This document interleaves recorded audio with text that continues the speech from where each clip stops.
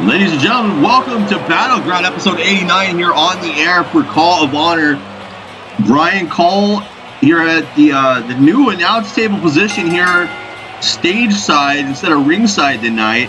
I like the renovation here, and wouldn't you know, here comes the global champion, Kenyon Fenix.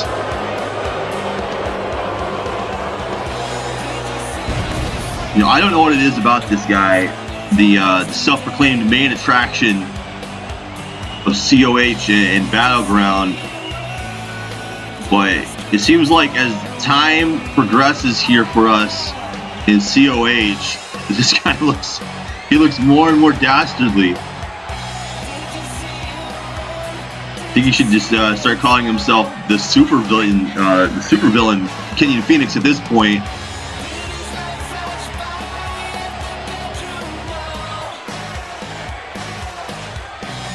More than certain that we are going to hear his accounting of what happened at Survival in the City, and spoiler alert for those who missed it, as you can see here, Kenyon Fenix indeed did survive. Judging by the shotgun duster he's wearing there, it's like he survived a shootout at the OK Corral.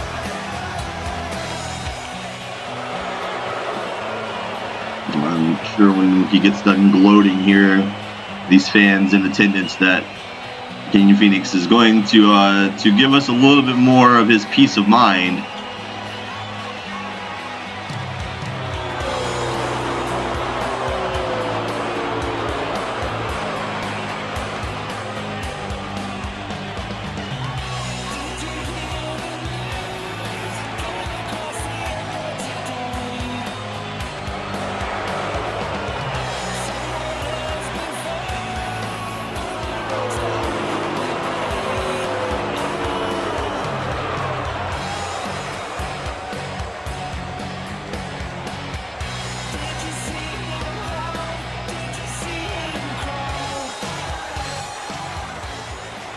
At Survival in the City, once again, nothing changes and nothing seems to get resolved in certain places.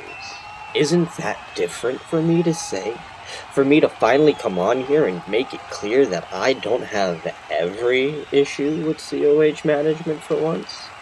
Granted, let's talk about the elephant in the room and make it very clear of how Tyler Watson should be facing a beautiful contract that makes it very clear that he has a Call All-Stars title contendership in his hand.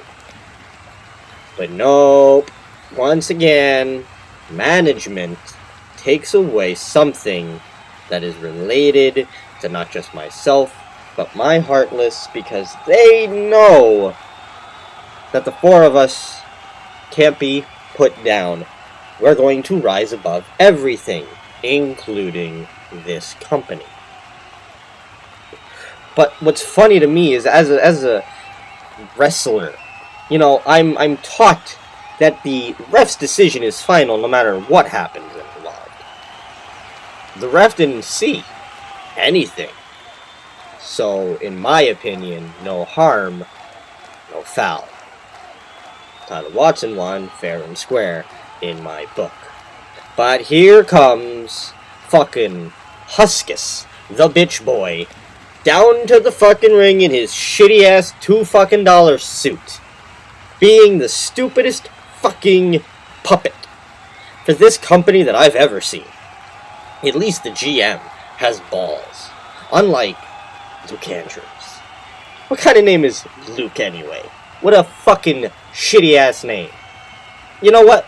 Maybe Luke Andrews should follow in step of a different Luke and drop dead of a stroke.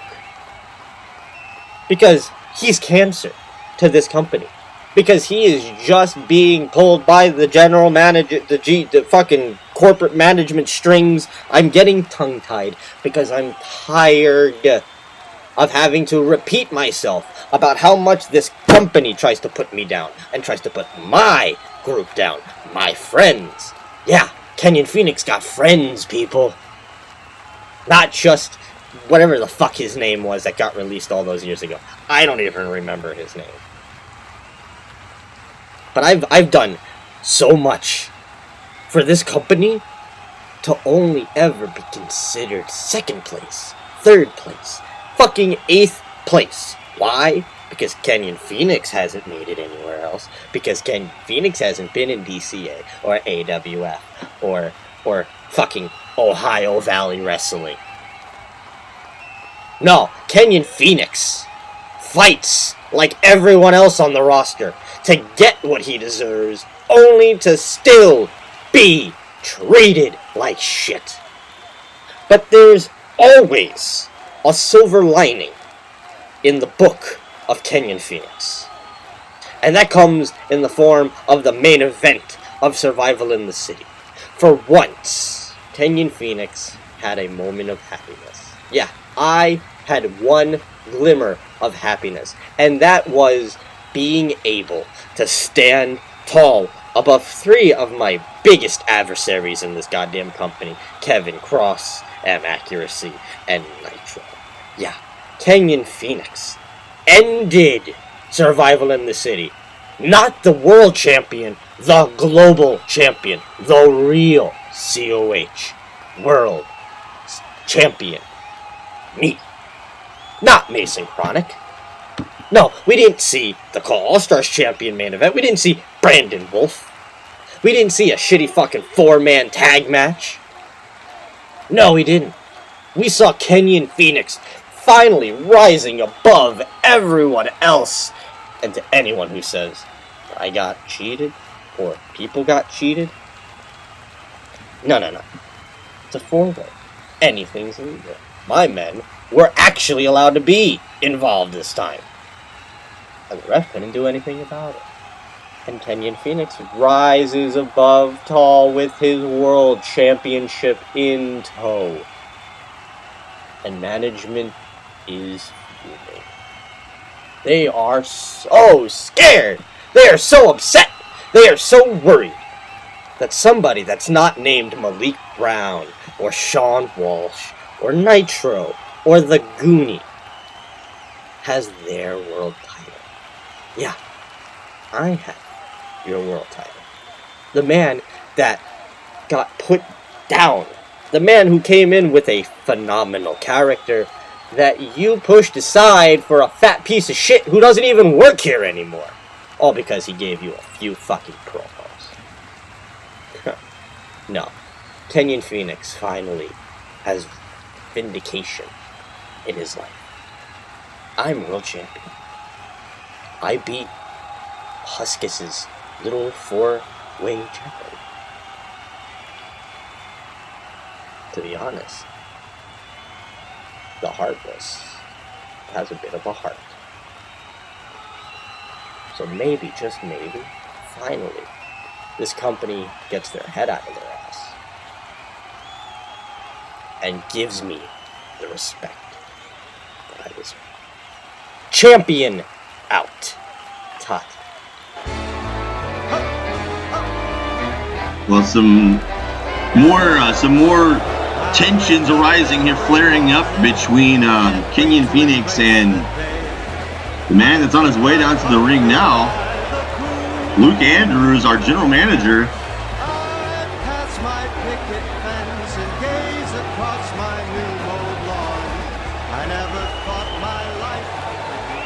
Who's that jumping out the sky? It's Luke Andrews, the Battleground General Manager. Hi guys, how the hell are you? It's been quite a while. Last time we saw each other, it was Survival in the City 3. I was all excited. I was getting ready to relish in Team Battleground's victory, but then I remembered I needed to make a team, and clearly Battleground won the match through the help of the Punisher Fist. And you might have been wondering, like, where the hell was I? Like, how come Mr. Sparks couldn't find me? Well, the truth is, I was ready. I was getting ready. I was going to go out there and announce our team. But then I remembered I had a hot date with my mans tonight. And to relate to the kids, what a man, what a man, what a mighty good man he was. So I had to go out. I had to go celebrate. And afterwards, I celebrated with Team Battleground. We got lit, as the kids say.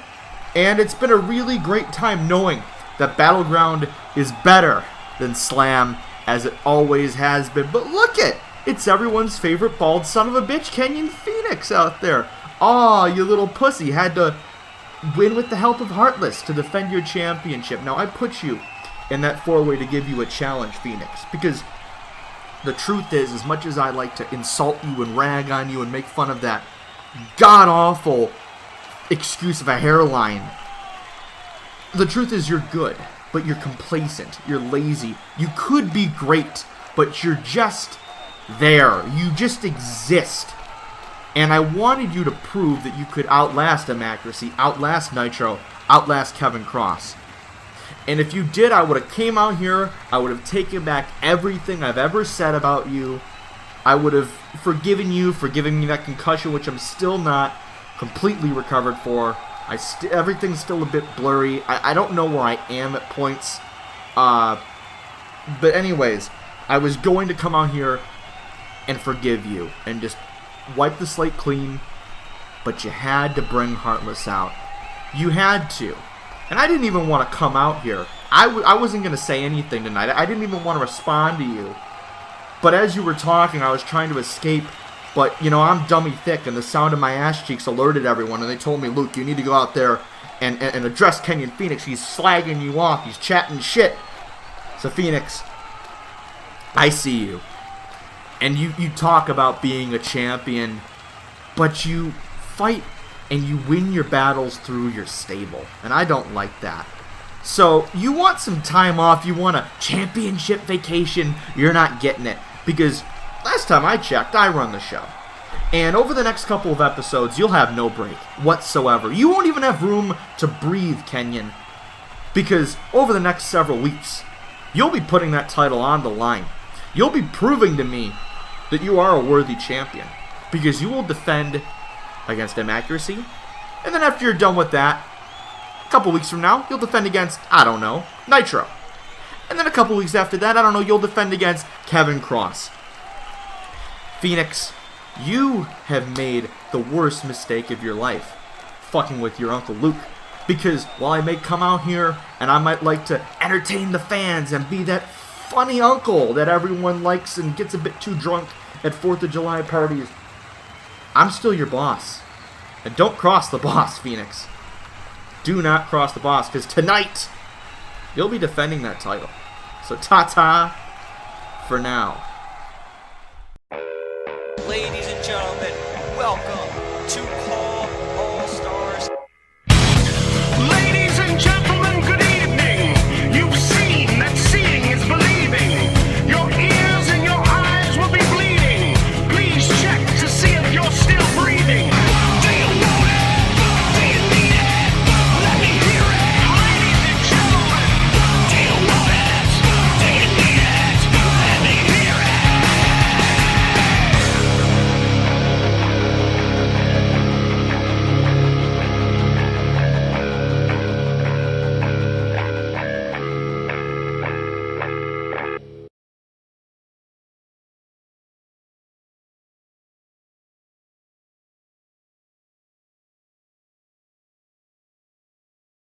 Carvana fans, allow me to introduce myself. My name is Josh Snyper, and I am without a doubt the most honest man in COH. Now, with being the most honest man in COH, it gains you a lot of hate. It gains you a lot of controversy.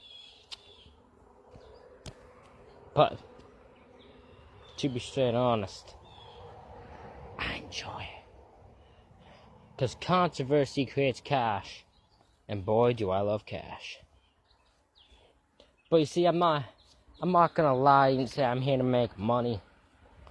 I'm also not gonna lie and say I'm here to entertain you fans. Because I'm not.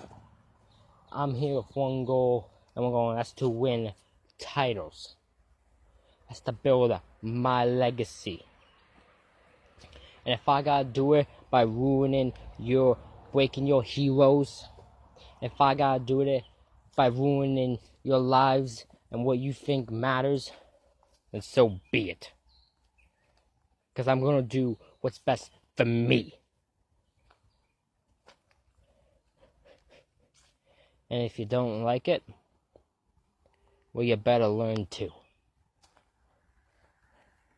Because I'm just getting started. I will do whatever it takes. Whatever it takes. To get to the top. And for the people I have to beat up in this fatal 4-way, I feel bad for you. Because I hope you are ready. Because I'm gonna beat you. Beat you so bad, I'm gonna drop you on your head as many times as I can. I'm gonna make your neck crack. I'm gonna make your bones snap. And it's gonna be such a bad beating that every time you go to bed at night, you're gonna see flashes of it. Of me dropping you on your head. Of my arm being raised in victory. And you won't have a choice but to respect me. Woo! Bring 'em out, bring 'em out, bring 'em out, bring 'em out. It's hard to yell when the barrel's in your mouth. Woo! Bring 'em out, bring 'em out. Bring 'em out, bring 'em out. Bring 'em out, bring 'em out. Bring 'em out, bring 'em out.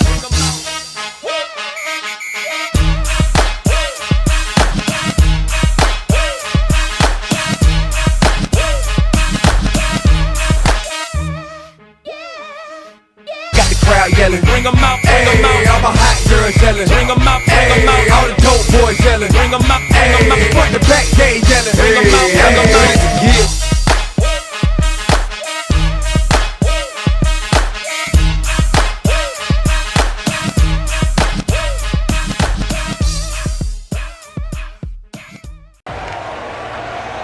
And ladies and gentlemen, we are back here from break for Battleground 89.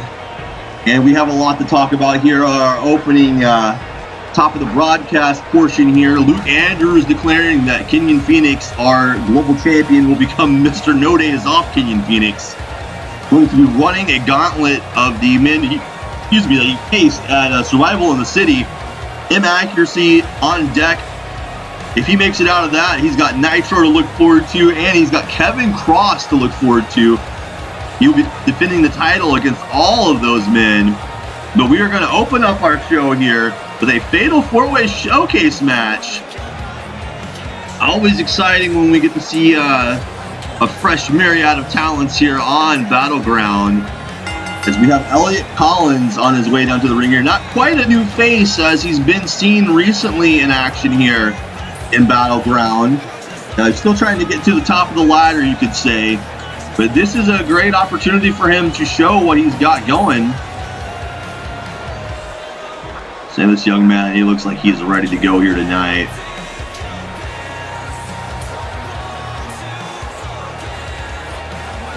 We've seen Collins mix it up with the likes of Johnny Thunder. He's going to mix it up with the likes of Kevin Kross lately. Elliot Collins has been in the mix here and there recently.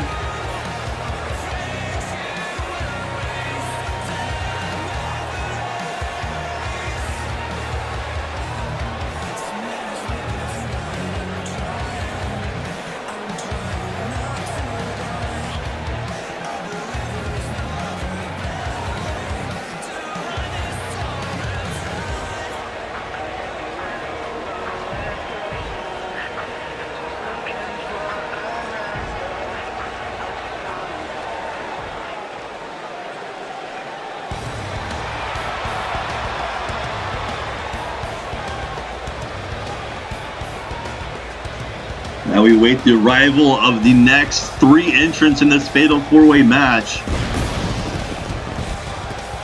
Big opportunity here. Only one of these men are going to walk out here with a pocket full of momentum, and maybe, hey, who knows, maybe they'll be getting lit with Luke Andrews, Uncle Luke as well. Being told here that Uncle Luke did a lot of scouting before this match, and that's how this one came about. Signing 3 new names here to our brand.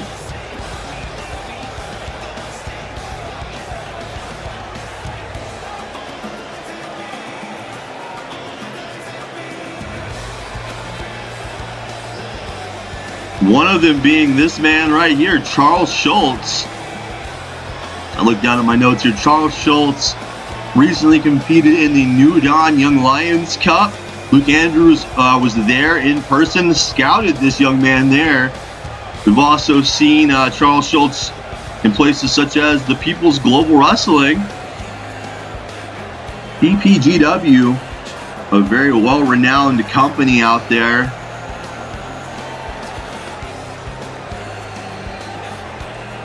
So we'll be seeing what Schultz can bring to the table here. Again, a big opportunity for him.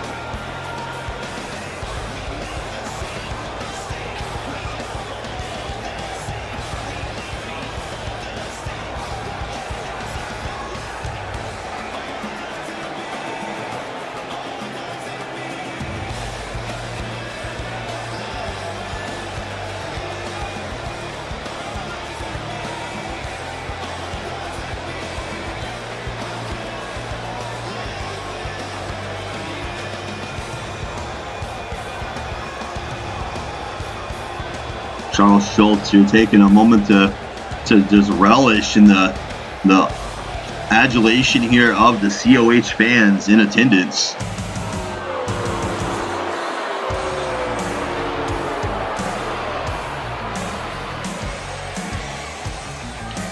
Here comes the next man in this match, Josh Snyper. And this guy looks like a bruiser here. Josh Snyper, new star to the scene here. Luke Andrews also scouting him, bringing him into the fold. Being told that Josh Snyper was asked what brings him to COH in the Battleground, and he said that since he was a young man, he's had dreams of competing on the grand stage of Call All-Stars. You know, Call All-Stars 11 is coming up in less than a month here. Maybe a breakout performance here on Battleground tonight could get him a little bit closer to the big stage.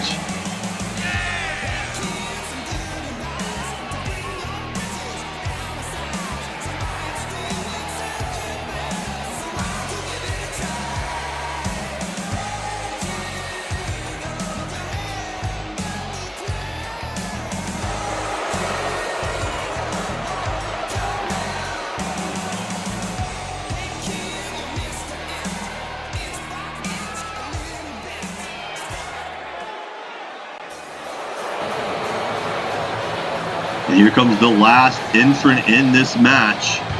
The lights have gone down here in the venue.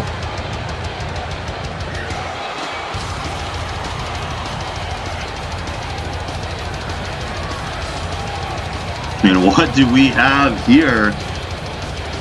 The man calls himself Heretic. And I don't have a lot on this man. Normally I'm one to have a list, notes here to go off of, but Yeah, I don't know anything about Heretic here, but he is making a beeline for the ring. So I guess we'll have to wait and see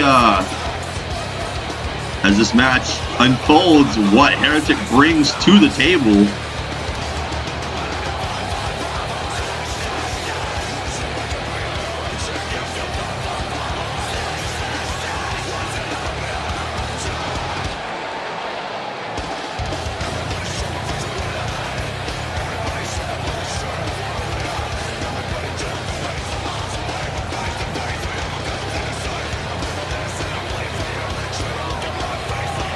Three brand new stars here, folks, converging in this matchup, our opening contest. And for those who may still be new to COH, Elliot Collins, you could say, is a new face as well. He's a little bit more seasoned than the other three here as far as Call of Honor is concerned. And this is breaking down on the other side of the ring. Oh my God, Josh Snyper trying to take Charles Schultz out of this match quickly there, packaging him there on a brain buster to the floor. And then a head kick. Schultz fighting back though. Kicks to the leg, and Luthez press taking the big man down. Charles Schultz unloading with those right hands. Elliot Collins, Heretic on the other side, back into the ring. Oh! And I'm so happy that I am not ringside for this one, because they are fighting right there next to our foreign announce team, and Charles Schultz went for a kick, catches an elbow. Oh! Heretic and Collins inside the big clothesline there. Down goes Collins.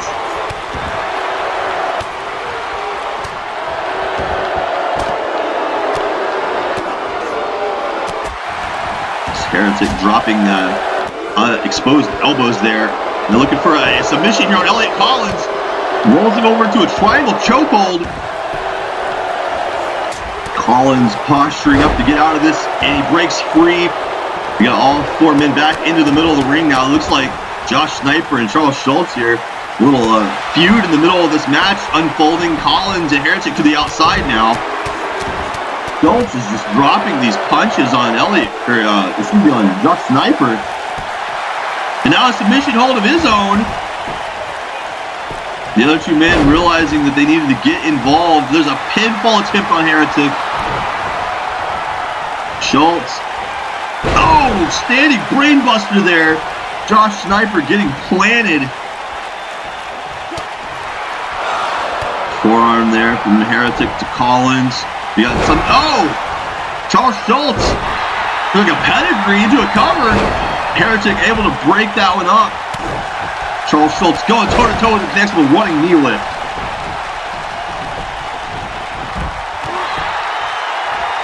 Is this going to be here? Oh, what a blockbuster!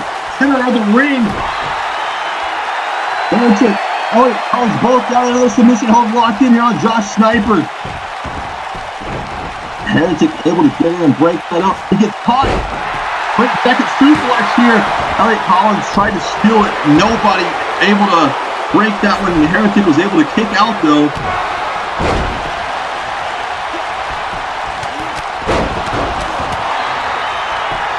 Collins trying to take this away from Heretic with a curb stomp. Schultz in there to break the pin. Oh, another one of those knee lifts. Ducks the clothesline. Elliot Collins. Kick to the midsection. Wait a second. Oh, running flatliner. Charles Schultz here looking to impress Troy in this. Wait a second. Oh my goodness, a pile driver. Josh Snyper looking to do some house cleaning of his own here. And there goes Heretic outside of the ring as well. Big clothesline here. Another big clothesline. Chopping down. Oh, what a backbreaker. Elliot Collins in trouble here, left one-on-one, but able to break out of that with a chin breaker. Russian leg sweep to Josh Snyper. Charles Schultz getting back in, going right back after Snyper here. Burning hammer to Elliot Collins and a brainbuster there from Charles Schultz to Josh Snyper. Heretic 2. Oh, almost had it. Got Collins up here to fireman's carry. Wait a second. And Charles Schultz With a DPS there, Elliot Collins, but his back was turned, and Heretic steals this thing. Matt's getting in and out of the gate here quickly as we watch some of the replays. This was literally anybody's match. The way this thing unfolded. See here again, Heretic quickly realizing he has an opportunity. All it takes is 3 seconds.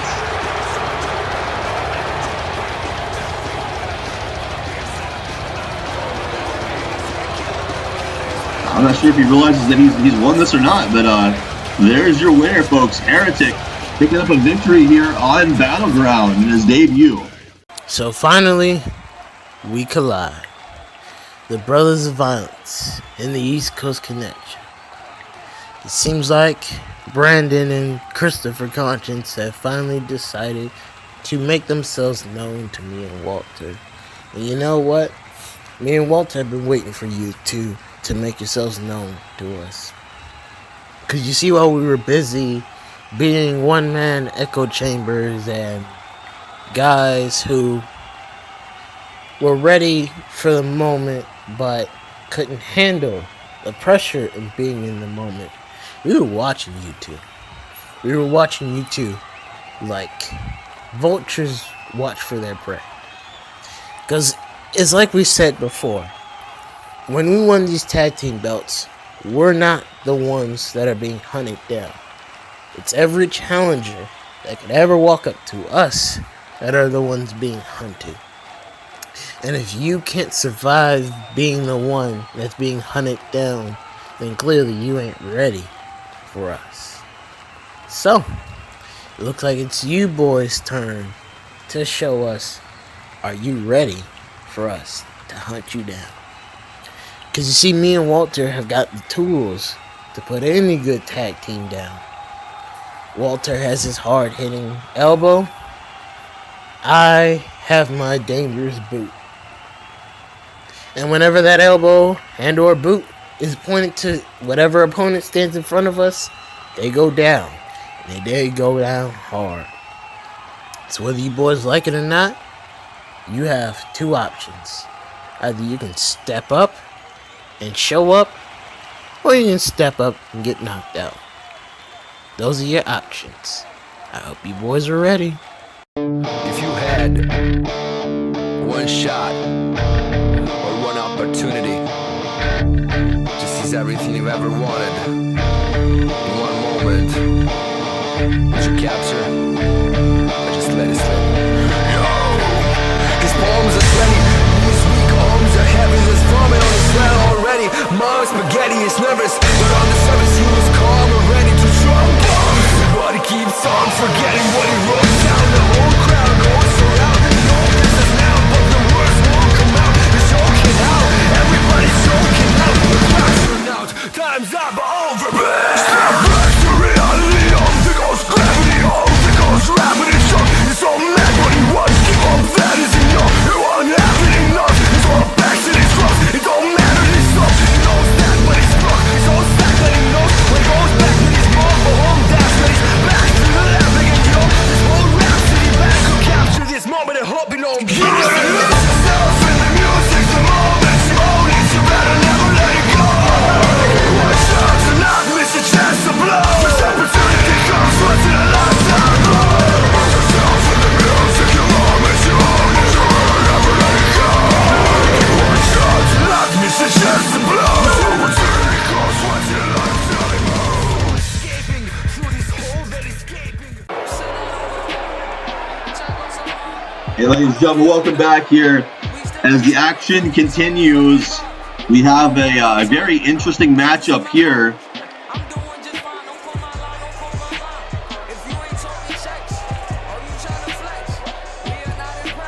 The Brothers of Violence. You can tell by the illuminated gloves there of Brandon Cuevas. They make their way out.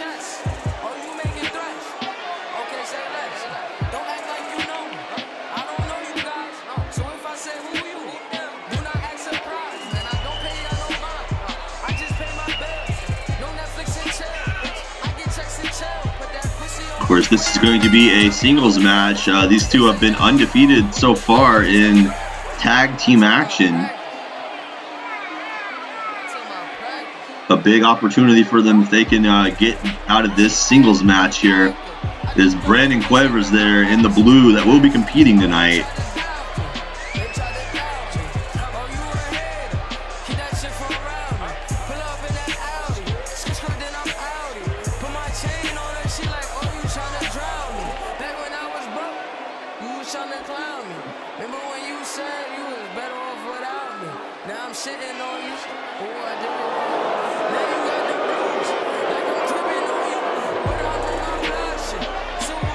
You hear the reception of the fans here. I believe that it's pretty unanimous that everybody is here to see the opponent of Brandon Cuevas.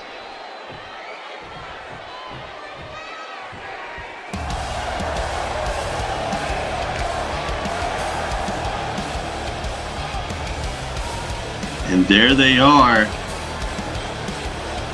The East Coast Connection, your COH Tag Team Champions. Of course, it will be the Savage, Jamal Bedlam, doing the talking here tonight and doing the walking. Walter Scott here, repping the ECC, repping Tom Brady and the New England Patriots. They're also out here to make sure that Christopher Constance does his part in staying outside of this match.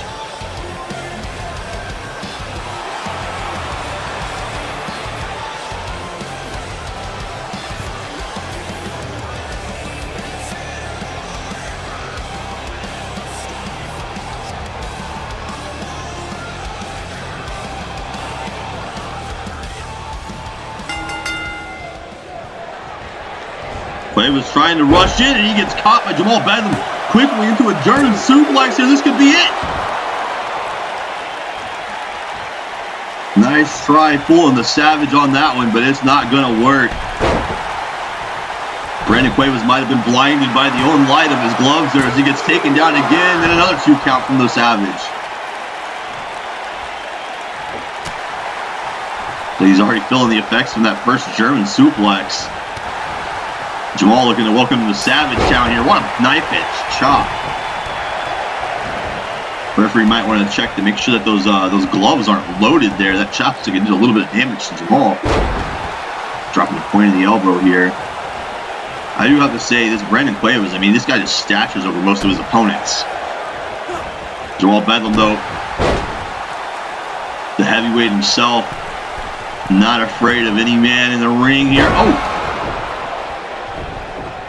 Pretty tumbleweed senton there. Nobody home. What? Brandon Cuevas going to the top. Oh my goodness! Like a flying glow stick there, coming off the top rope, crashing into the forehead of Jamal Bedlam.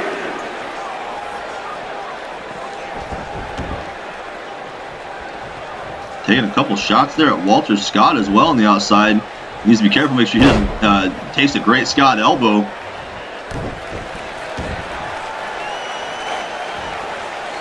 For a submission here. We could have maybe put Jamal's eye out with that, the glove right in his eye socket there.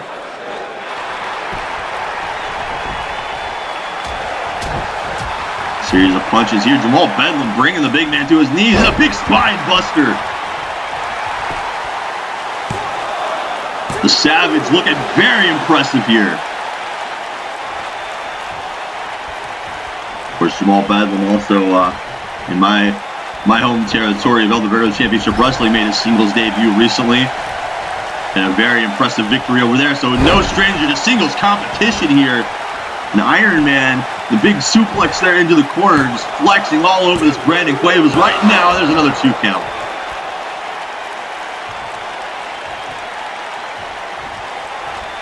Again, the Brothers of Violence have had success as a tag team, but we're starting to see some chinks in the armor here as far as singles competition goes. Able to get out of that scoop slam attempt and do some damage there.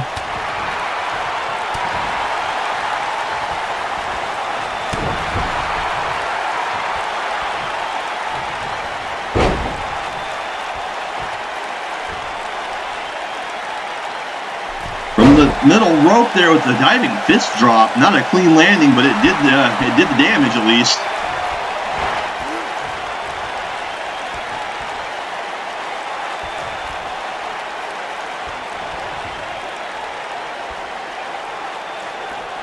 Brandon Cuevas here with a submission hold applied, trying to take control of this match here, late into it.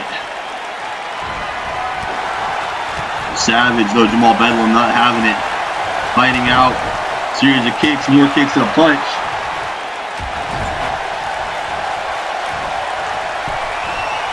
Wait a second here, this is getting dangerous as both of these men are on the turnbuckle. Oh my goodness, nearly suplexing him into the announce table there.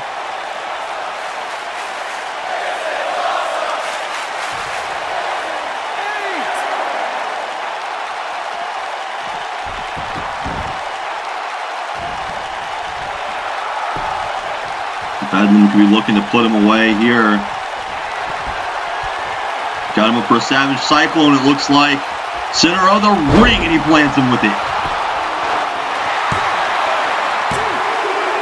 And that's all she wrote.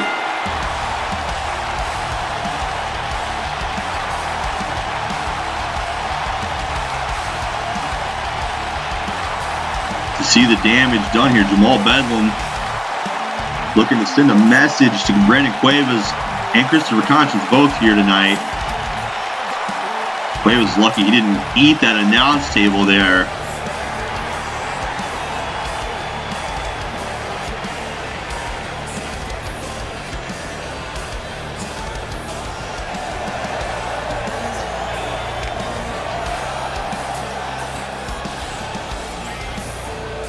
Christopher Conscience over there checking on his man. Cuevas isn't moving. Still feeling the effects of that Savage Cyclone. For those of you who didn't know, Jamal Bedlam is one to watch here. As you can see exactly why following the effects of this match.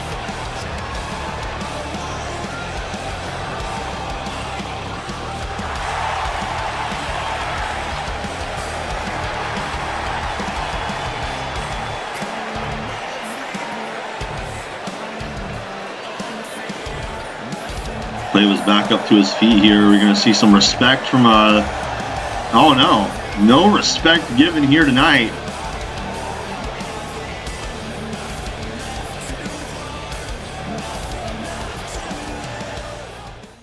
For those who don't know who I am, my name is Scott McShannon. I am a member of the Ben Hopkins brand. And as you could probably guess, I'm not particularly too happy today. For those who didn't see it, Survival in the City, it was Team Ben versus Team Sean. Team Sean consisting of Sean Walsh, that dastardly Scorpion, the dumb bitch John Blackos, not so great Walter Scott, and that angry little midget Jamal. And for those who missed even the little bit of detail, for whatever reason, I didn't have my attire. I had to unbury the dead, and quicker than Team Battleground could get their shit together, I made a split-second decision and improvised. And still made the match. But during the match, for whatever reason, I was eliminated without being pinned or submitted. Yet, people are going to say, oh, he was knocked out. And how the fuck did I get up so quickly? There's no room for this. Whoever stole my attire, there is going to be hell to pay. Actions have consequences, and motherfucker, I am the Reaper. You reap what you sow in this life. And that's me. For me, the reason I was brought in by Ben Hopkins was that I get the shit done. I get shit done when others can't, and Ben knows that. And that's not a dig at Ben. It's just the way it is. And if I treat things like business, just how bad is it gonna be for whoever was fucking dumb enough to steal my attire when shit gets personal? It's a good question, that. You have until Battleground to unveil whoever the fuck you are, and like a man, take the beating that's coming your way. And Luke Andrews, Mr. GM, you better get to the bottom of why the referee decided to ring the bell and remove me from the ring at Survival in the City. This shit can't go on, for whatever fucking reason or another. The forces that be are keep holding me back. I'm done being in the Ben Hopkins brand shadow. I ain't no motherfucking pushover. So here's how it's gonna go. All good things come to an end. Fun and games are officially over. And somebody has got something to answer to. And if I have to go through the entire Slam and Battleground roster, turn the whole fucking company upside down just to get a fucking simple answer, there ain't gonna be a single thing anybody can do to stop me.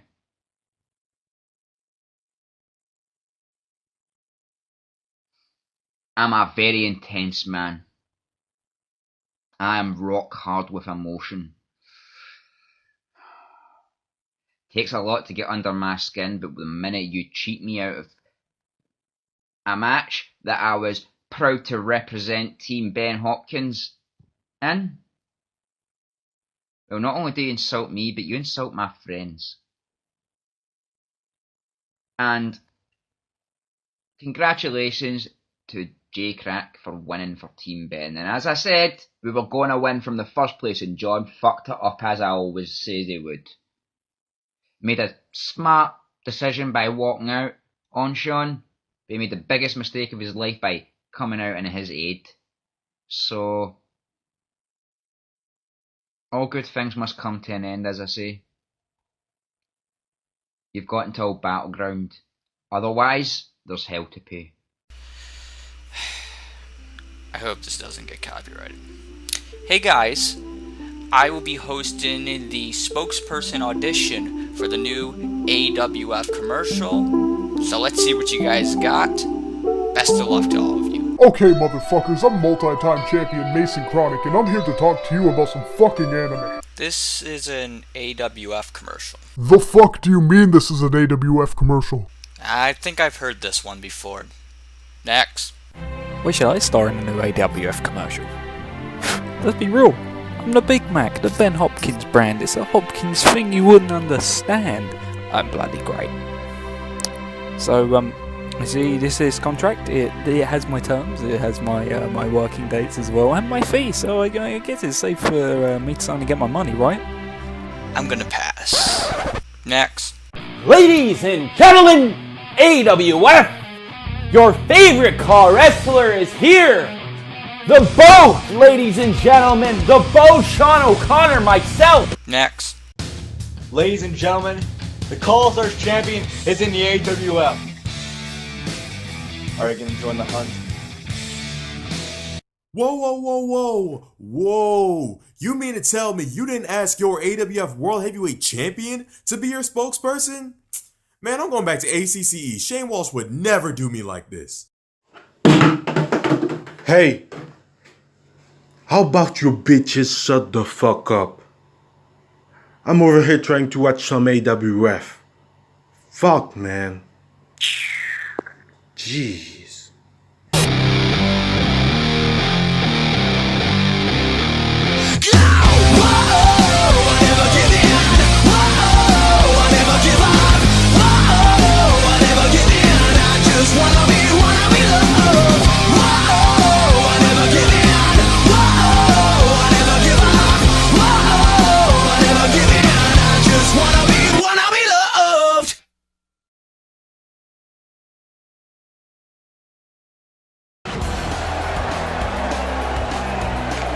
Folks, we're back here on Battleground as Evan East is on his way down to the ring with Ben Hopkins behind him. course, we've seen things shake out as Survival in the City, as Evan East was a part of Team Hopkins taking on Team Sean Walsh, and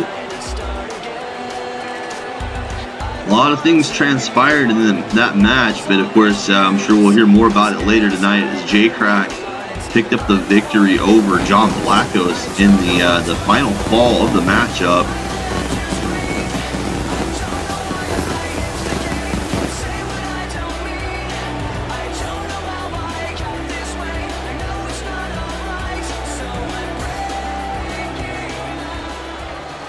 So here we are.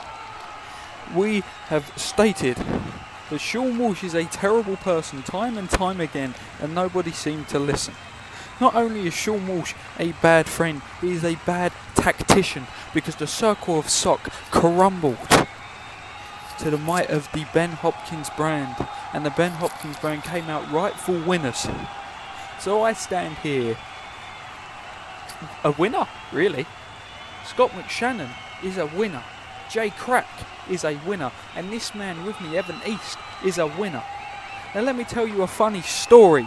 You see, you will come out here and you love Sean Walsh, you praise Sean Walsh, you think Sean Walsh is the bee's knees. Well, he's not. Let me tell you what he done to Evan East and why he deserved the beating that Sean, you... Oh, I'm so angry I can't put into words how much of a beating you actually need. Look. Sean Walsh came to Evan East and he said to Evan, hey, I'd love you as the fourth man of the Circle of Sock. Only if John says no. You want to put a man like Evan East as a backup option? Are we having a laugh here? Are we having a joke? Is this funny? Are we laughing? No one's laughing at this. You know who wasn't laughing at this? I wasn't. So I saw Evan and I said, you know, I need a fourth man, but I don't need a backup option. I don't need a plan B. I need Evan East, the Neverland Superman, to be the fourth man of this winning team. And what happened is the one that Sean went after for so long, he bottled it. John Blackos is a bottle job, and Evan East is a winner. Evan is so mad about this that I have to do the speaking for him because he is so enraged that Sean only saw him as a backup option because he thought they were friends. Sean Walsh is no one's friend. He uses everyone he possibly can. And guess what, Sean? You used all your options and lost. So that means that we are the winners. We are the champions. I think we all deserve something. Evan, most of all, deserves something. So why don't you come out here? Why don't you come out here right now and justify what you did to Evan East. Justify what you did to put a bottle job in front of him. Justify why you're a bad friend and a bad role model to each and every one of these puppets in attendance.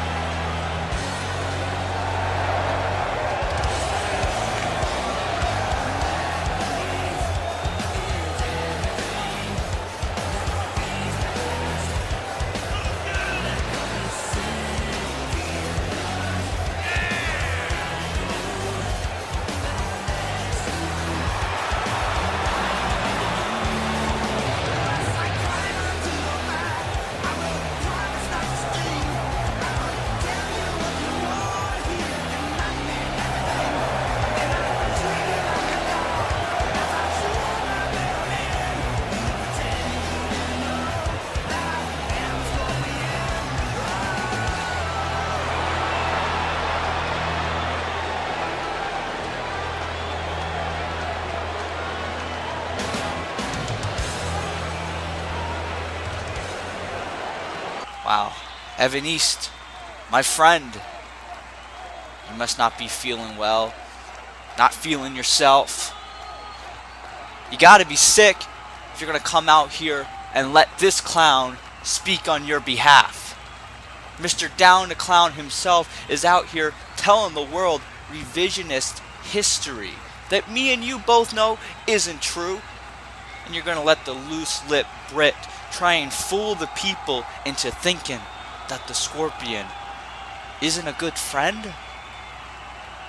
Yo, Evan, why don't you speak up and tell everyone who got you this spot here on Battleground. Who went to bat for you? Oh, jeez. I guess it was that bad dude, Sean Walsh.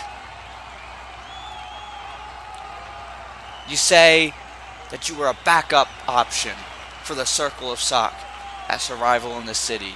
And you know what? Maybe that's one way to look at it, but let's be real here. I know you didn't give all the facts, but I'm willing to give all the facts. Everyone knows the situation. John Blackos told me to my face, no, that he didn't want to be on the team. And now while today I can call John Blackos a good friend of mine, back then things weren't so peachy. I wasn't sure if I could rely on the French sensation. So after he told me no, I went to someone who I thought I could rely on. I went to you, Evan East, and I said, hey, you know what? I have a potential opportunity here for you. I need you to help me out because I don't know if I can rely on John Blackos. And what did you tell me? You told me, Evan East, that you appreciate the opportunity and you'd have my back if I needed it. Next time I see you is in the middle of this ring here on Battleground. I turn around and you hit me in the head with my own Pride Championship. What kind of man? No. What kind of good friend does that? But you know what, Evan East? Maybe you fit right in with the Ben Hopkins brand. But that's okay. I don't need a tag team partner. I don't need a friend. I need you to get stung by the Scorpion. And if you're willing to put up, I'll put my Pride title on the line right now.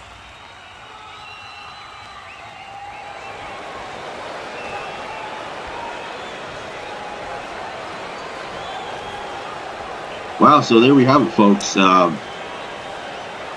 Some very heated words again here from Ben Hopkins and Sean Walsh, but Sean Walsh, a man of action, not only talking the talk here, but ready to walk the walk tonight. He's putting the belt on the line, as you can see there, against Evan East. Said that Evan East needs to feel the sting of the Scorpion. He's willing to put the Pride Championship up for grabs to prove his point here, not only to Evan East in the ring, but Ben Hopkins there at ringside. And catches him immediately with the spine buster, trying to put him away here.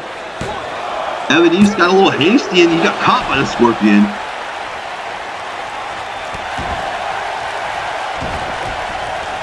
This is not the way that Ben Hopkins would like, I guess, the newest member of the brand to start this match off, but it's the way it's going as Sean Walsh is taking it to Evan East.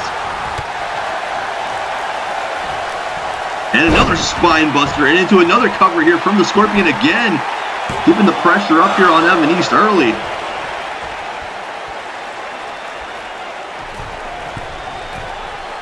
Sean Walsh going to go to the middle rope and he gets cut off there as he went for the diving axe handle. Evan East, now no stranger to the top rope himself, comes in with an elbow drop. Follow up the cover of his own. Knows he's got a big opportunity here to take that Pride Championship off of the current champion. Standing elbow drop. And the other one, this one to the lower back.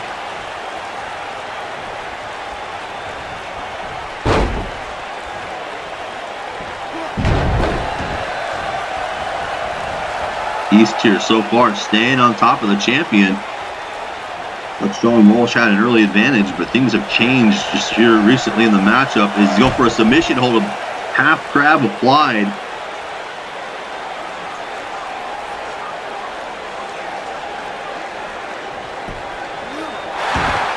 Walsh known for his submissions. Able to get out of that hold quickly.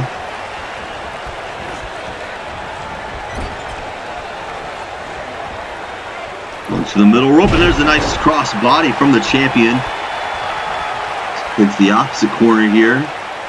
To the top this time, all the way to the top. Evan East a little slow to get up here. Sean Walsh keeping an eye on Ben Hopkins as well. And, oh, missile dropkick from the Pride champion. Ben Hopkins, speaking of which, timely climb to the apron here for a distraction arguing with Sean Walsh, letting Evan East get to his feet. Oh, and there's an exploder suplex. We've seen from Evan East more than once before. A running neck breaker there to a seated Sean Walsh into a cover, trying to capitalize on the opportunity. He still can't keep the Scorpion down. East going to the middle rope here, looking for a diving forearm. Man's flush, and we get the arm tied up. Oh, look at this! Now going for a modified armbar here, as he's got the one arm folded. Oh, Walsh able to escape out of it again. He's shot over.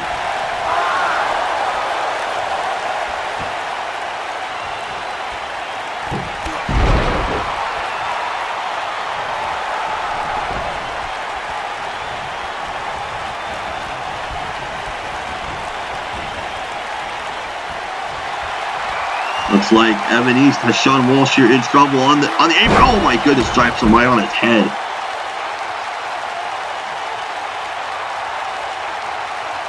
Spiking him on the ring apron there. Bad spot for Sean Walsh. Evan East looking to focus in on possibly on some past injuries of the champion.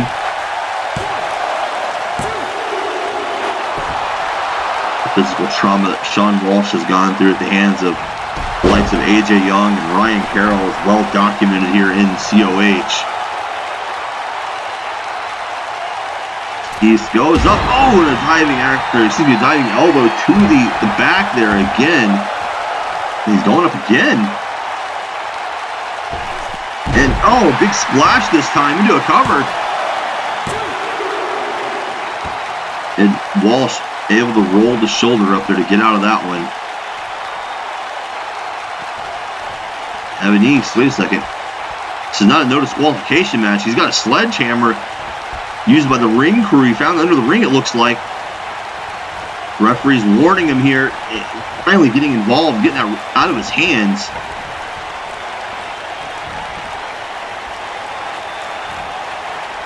Evan East taking him in there to argue with the official. See, thinking here is he's got Sean Walsh in the turnbuckle, setting him facing away from the ring there. Wait a second. Inverted suplex.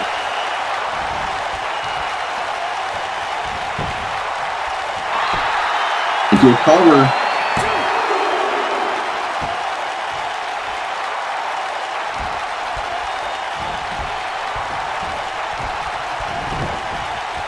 Evan East starting to look more and more frustrated here, realizing that what many men before him have realized that you can't keep the Scorpion down so easily. Sean Walsh shoves him away, breaking that tie up. Walsh here throwing him, all the way to the outside of the ring. Evan East landed awkwardly. Sean Walsh going under the ropes for a drop kick. He used the rope there, sliding himself through for a little bit more momentum.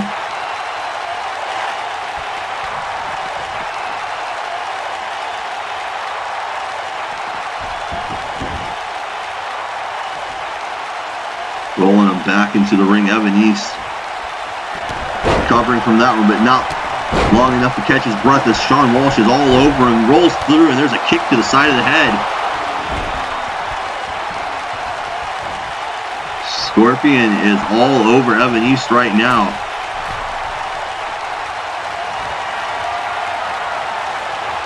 We missed before from Sean Walsh.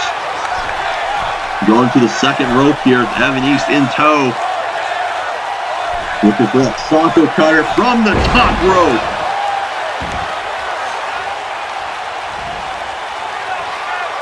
Wait a second, Ben Hopkins again. Doing some jaw jacking from the floor there, distracting the champion. Wait, what is Ben Hopkins up on the apron again? Referee's back turned there, the distraction paying off. Evan East, hits a code breaker.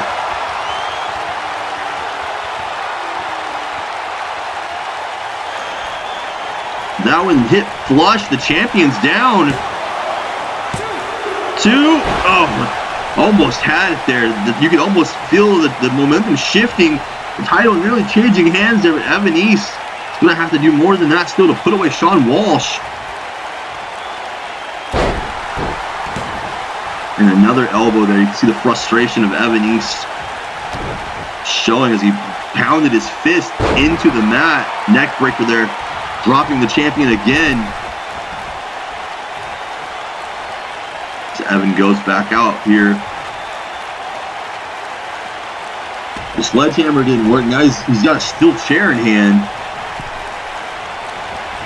The referee noticed it or not. He's trying to slide it right past him as he's got it wedged there in the turnbuckle. Wait, Sean Walsh reversal. Oh my goodness, and it backfired. Ben Hopkins trying to argue with the referee here, trying to pin that on Sean Walsh, but appears the referee knows better. Evan East chucked to the floor by the champion here.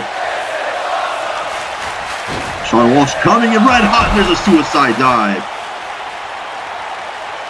Putting it all on the line here, taking out Evan East.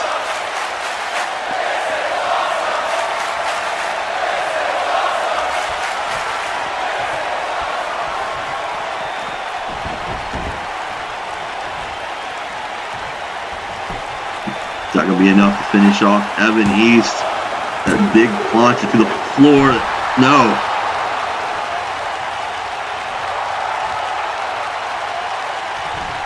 Sean Walsh calling for something else. Evan East is trying to muster the strength to get back up and just collapses momentarily. Sean Walsh from the top. Big elbow drop here from the Scorpion. And Evan East able to kick out quickly. Sean Walsh go back up again. Going up a second time. Oh, and a frog splash. And another kick out from Evan East. Hanging in there. 2 big moves from the top both times. Wait. Face to face now with Ben Hopkins again on the apron.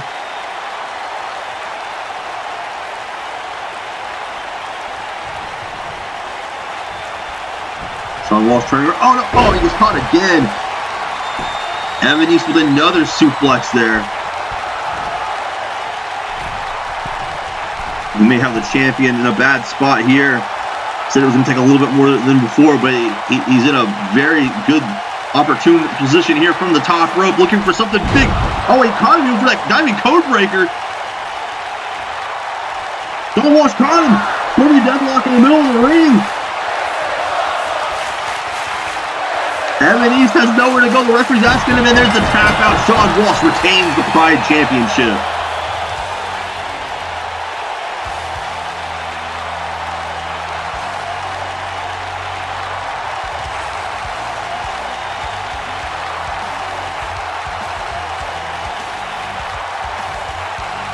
Well, a great match here nonetheless.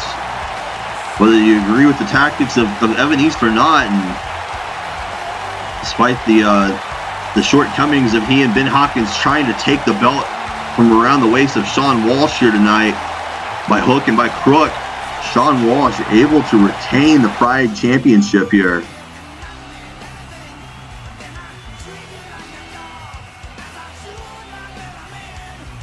Wait, Scott McShannon. Oh no!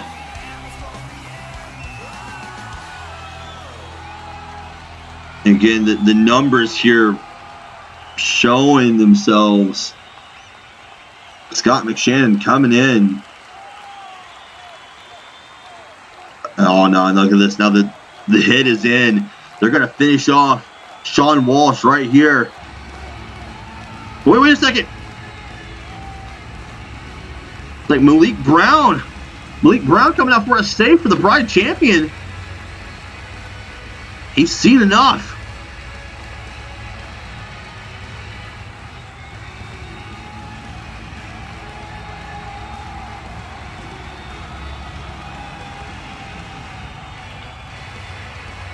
Showing some respect here for the Scorpion. What a scene this is. It's like Sean Walsh has some friends in the back anyway. The numbers game falling through at the last minute here.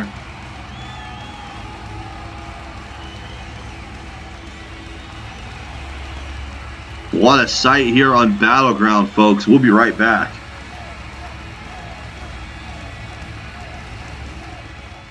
I'm gonna go out. I'm gonna win. I'm gonna win the global title. I'm gonna be the damn world champion of Battleground. I'm gonna hold the title proud, and I'm going to raise it up high. And Karina, what the fuck? Why the hell are you talking to me? Can't you see that I'm getting ready for a fucking match? I'm getting ready to wrestle tonight in the Fatal 4-Way of the CPV. Wait, hold up. No, hold on. That kind of happened already. And, I think I won. I think I won the match, didn't I? I didn't? I didn't win the match? Did Kevin win? No? So what the fuck was the point of that whole thing? Oh shit, there's a camera. There is a fucking camera wanting to get my thoughts on the CPV. Survival in the City, you know, I could go on all day about the whole entire match and how I wasn't pinned to the ground and how realistically I've had 2 shots at the title and neither time I was even pinned, but that goes beyond saying. My point still stands here tonight in that none of these guys really have what it takes to put down the Funarchists, especially Kevin Kross, Kevin Crisis, Kevin Whoojamawatts, Nick Gabriel, whatever the hell he's calling himself this week. Now, understand this, Kevin. I understand. I understand full well that you've got this new personality that I was able to kind of suck the life out of.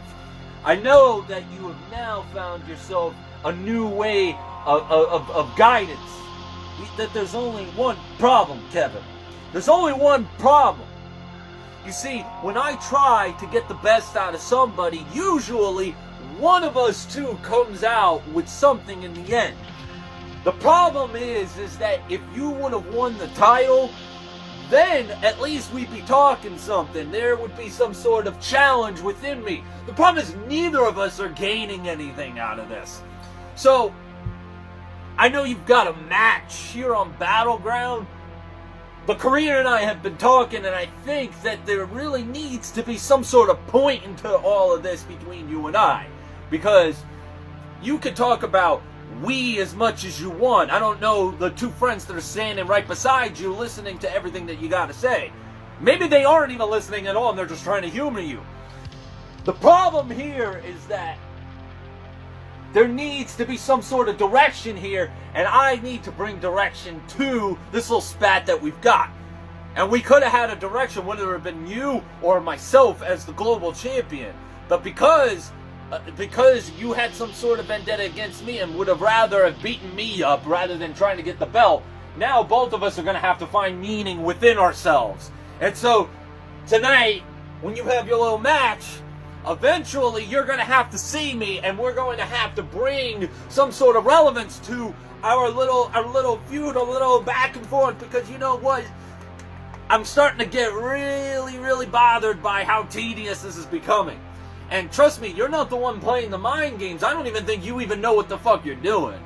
The real mind games here is the fact that we're just sitting here stuck in limbo going around in circles. So, I'll tell you this much. I hope this new change in personality was worth it, because now it's just going to get much worse from you for here. Because, Kevin, I don't think you realize what you set yourself up for. Shut up, Karina. Nobody wanted your opinion. Okay, motherfuckers, I'm multi-time champion Mason Chronic, and I'm here to talk to you about some fucking anime. Are you a fan of Dragon Ball Super? We got that shit. One Piece? You already fucking know. Naruto? Overlord? Fuck. We even have an anime about 2 lesbian stepsisters if you're into that shit.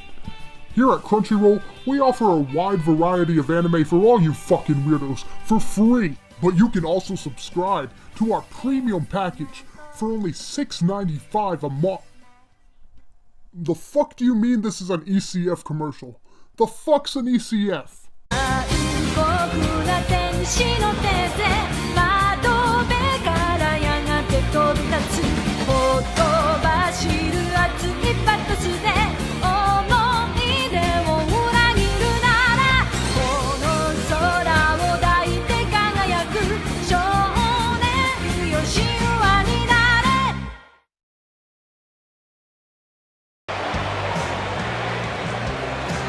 And ladies and gentlemen, we are back here to see Kevin Kross, Kevin Crisis. You know, you could say there's a couple different names that this man's going by now on his way up to the ring. I mean, he was pretty close to becoming global champion at Survival in the City, a match that everywhere we've seen a little bit of everything. That Fatal 4-Way match, things got crazy at times. But speaking of crazy, I have no idea what's going on with this guy. He's gone through a complete change in not just personality, but multiple personalities, you could say, here recently. And if I was scheduled against Kross here tonight, I don't think I would show up. Fortunately for his opponent here, well, not to offend anybody, but I just don't think his opponent's quite all there. I don't think he's put it all together, and he's not smart enough to figure out that this could be his last time. You know, this could be almost like a retirement match for him if things go south when you're facing off against somebody who's become as dangerous as Kevin Kross.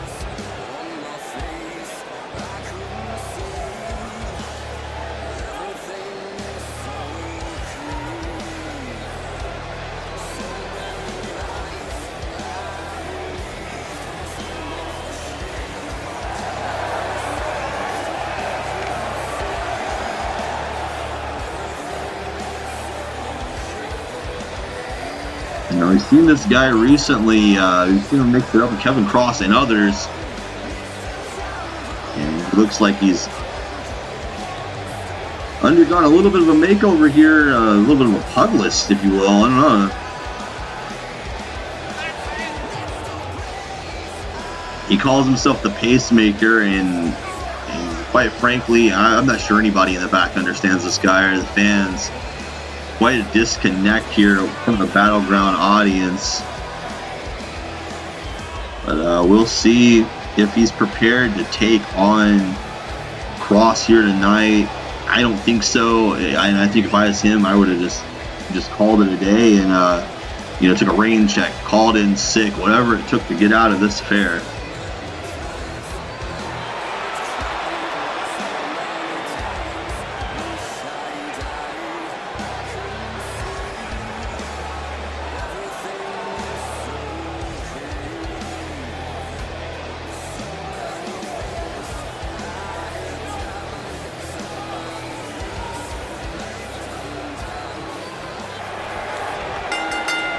And there's the bell for this one. It's underway.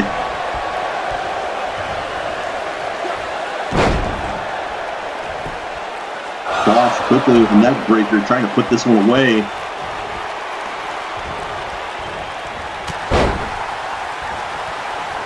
have a hard time discerning here. Maybe if this isn't the usual get-up we see for the Pacemaker, maybe he lost his luggage on the way to the venue tonight. Looking a lot more stripped down than what we've seen here recently. He's getting stripped apart, joint by joint, by Kevin Kross right now, who went after the knee and goes right back to the head and the neck. Able to shrug off that kick, and a clothesline there. Doing a little bit of showing off, though. Again, I don't think that's the strategy you want against a very dangerous and motivated Kevin Kross here tonight. And right back to the leg again. Man, he used to call himself the world's greatest everything now. And by the Eldritch God. Look at this. Oh, these vicious knee strikes here from Kevin Kross. Yeah, he's out the main here tonight. Pacemaker doesn't end up defending himself here, this could be looking like his swan song in COH.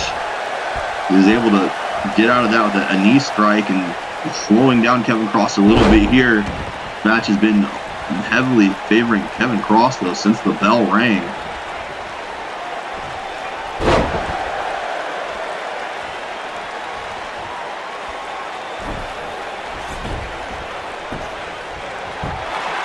Kross able to kick out of that with ease. Pacemaker needs to figure out a little bit more offense than just throwing everything at him at once the way he has. Pace himself, no pun intended. Brings Kross up on the top rope here.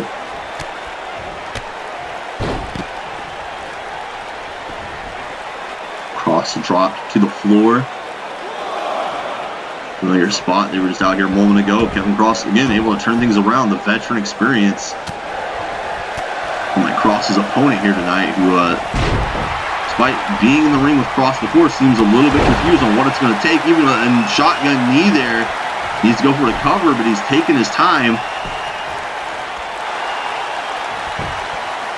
Referee repositioning himself here as Kevin Kross kicks out again. Like I said, Pacemaker taking just a moment too long there to get that cover. A very rookie mistake on his part. It's a big opportunity for him. I think it's a bigger opportunity than even he realizes. Kevin Kross again just fighting for the global championship. Survival in the city. Pacemaker was nowhere to be found. And oh, crisis cutter right there. Finding himself right in the clutches. Oh, and look at the submission here from Kevin Kross.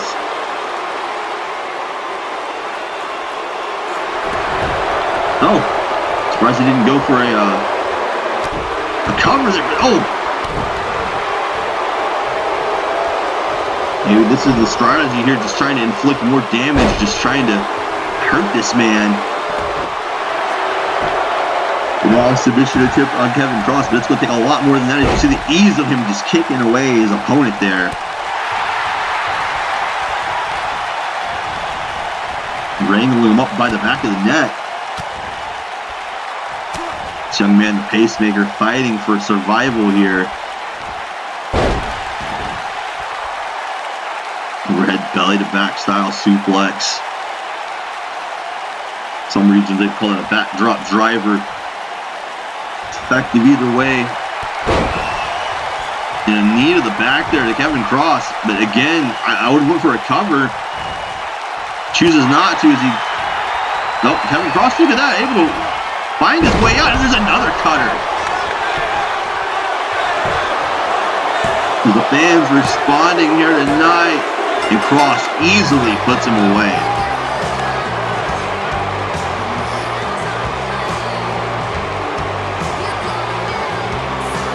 Again, the experience just really playing the major factor here.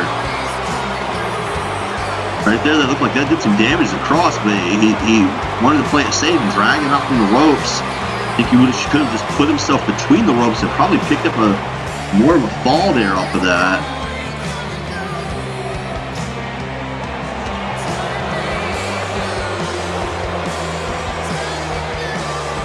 But wait a second.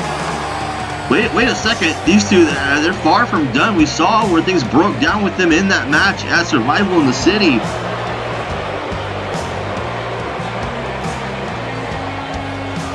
No accuracy. On the stage here, Kevin Kross not going to back down. These two have a lot of unsettled business here. And they're coming to blows. We're going to have to get some security out here, break these two men apart. This is again a developing story from the onset of this season between these two.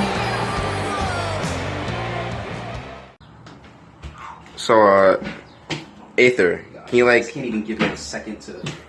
Can you please explain your recent actions at the past event and how you changed? Listen. I always have to explain myself. I always have to give so much of myself to the people. I come out here smiling and happy in whatever universe you've seen me in, and I have to explain myself. I did what I had to do for personal reasons, okay? I know that there's power in numbers, and that's indeed why I joined Heartless, okay? And what I did at Guerrilla Warfare, that was just business. That was just a solid business move and or strategy. Whatever you can grasp your head around, okay? I came to this company to make a statement. I came to this company to take over, to derail it, to change its course. Whatever you've seen in other universes is a different face.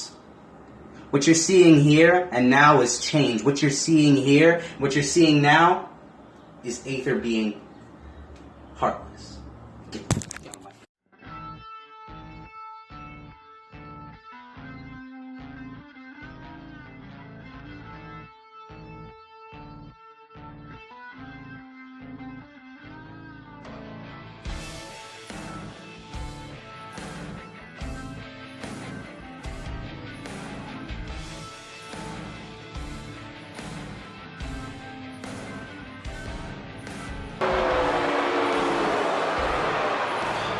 Alrighty, ladies and gentlemen, and we are back here getting set for some singles action as the ultimate one. Nitro is on his way out. And Nitro in a very awkward spot here. We saw what happened at Survival in the City. You go back to Guerrilla Warfare as well. Member of Heartless, you can say Heartless in general. Kenyon Fenix, but most importantly, Aether of Heartless has been probably the biggest thorn in the side of Nitro to this point, betraying him, leading him to believe that he was in his corner, and things have been quite the opposite here. It has been a ruse, it has been a scandal, and as a result, Nitro is not global champion. Obviously, Kenyon Fenix still is global champion. But Nitro's got to look past it here tonight. Facing an opponent he's seen once before here on Battleground under different circumstances. You know, is Nitro, is he prepared to take on this challenge tonight? We will find out.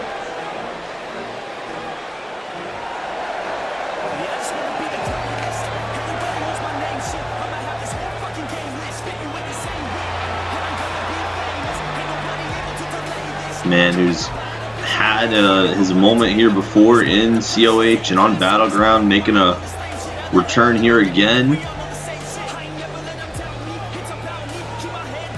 Some fans will remember the name Trey Jeter. He once challenged Nitro here on Battleground for the global title in the main event.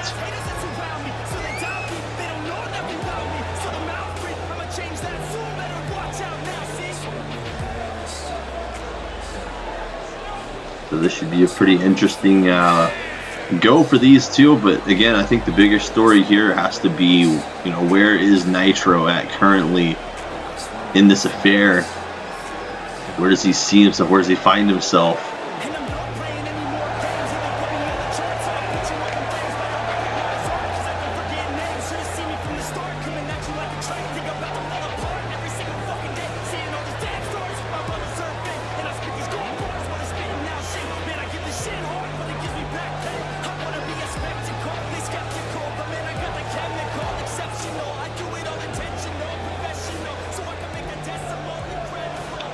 As we get ready for the opening bell, and there it is, Nitro, the very intense look in his eye, and immediately trying to decapitate Trey Jeter with a clothesline. Oh, swing and miss there, and gets caught with a Pele kick.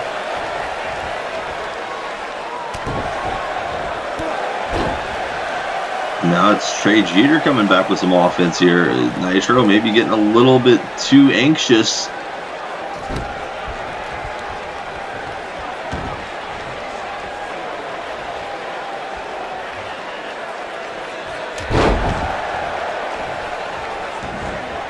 points here. As a result, the tables have turned on the Ultimate win. Quick pinfall attempt, but nothing there for Trey Jeter. Another big clothesline as Nitro takes him down yet again. Oh, caught him, pulled him in for a knee there, and oh my goodness. Pump handle into a sit-off face buster. Nitro able to get up. Jeter catches the leg there in a modified Northern Lights suplex. Holding his own right now against the former global champion, which Trey Jeter, former tag team champion in his own regard. He and Jeffrey Albritton, well documented, their Raw-ass tag champions. Oh wait, Jeter looking for something here from across the ring, sliding across. Nitro able to roll out of the way of that sliding Enziguri kick. And, oh, catches Nitro there, throws him to the outside of the ring. Kicked his legs out from underneath of him, and knees to the ribs, it looks like.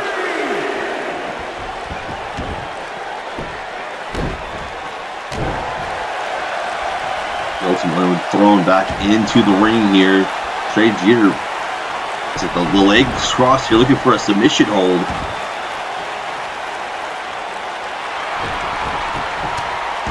Nitro able to quickly get out of that.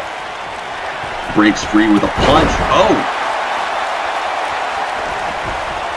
I don't know who got the worst of that. Looks like Jeter's popping back to his feet, but that collision and the turnbuckle there, not exactly what he was shooting for. Sliding through. Oh! Nope. Escape there again. Nitro with a headlock and a punch to the face, and just drops him on the back of his head with a suplex.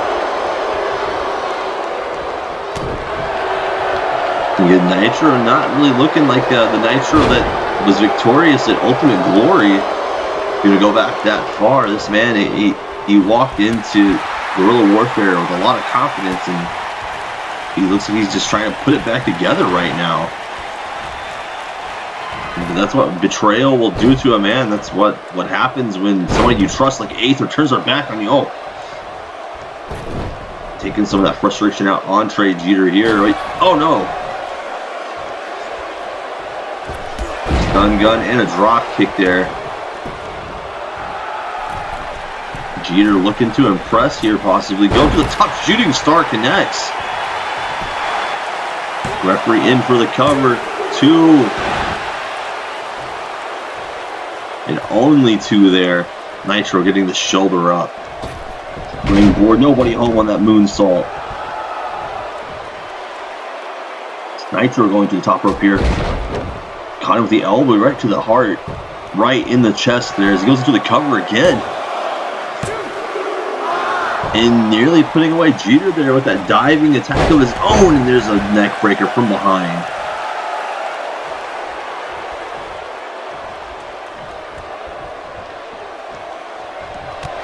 Oh. Switch knee strike there from Trey Jeter off the counter. Kicking his leg out. There's another knee to the face with the opposite knee this time.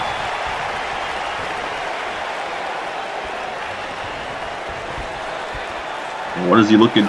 Over the shoulder and drops him right into the center turnbuckle. Jeter needs to keep the momentum going here for himself. He's got he had Nitro there. Nitro able to roll out of the way, and there's a clothesline. Seeing the familiar Trey Jeter offense we've seen from him in the past here, these continual high impact, high risk type moves. Nitro slowing things down, keeping it a little more simplified here to regain control for himself in this matchup. And big splash for Trey Jeter had it scouted. Both of these men continually going high risk here. You can see what happens as it was telegraphed that time, and there's the kick he's looked for. Catches it the 3rd time this time around. And almost 3. Trey Jeter, again, he's got to stay on top of Nitro here. He can't be slowing down like this. No time to complain, argue. The referee flips him over. Oh, catches him with another knee. Nitro able to stumble to the out. Oh my goodness. Stumble to the outside, but he gets cut off there. Trey Jeter with a springboard, twisting plancha over the ropes. What is Trey Jeter going to come up with here? Possibly to get an upset over Nitro. He's taking his time showing off. I don't agree with this strategy. Clothesline. Still, it will connect, but it gets cut off there by that one. Again, it took too long setting that up. Nitro was able to recover. Headbutt from Nitro. Shoots him in. Hit a second off the top rope, and he hits him with a cutter. Look at this one more time. Nitro, beautiful. Using the top rope there to rebound up and over into that combination cutter, and that's 3.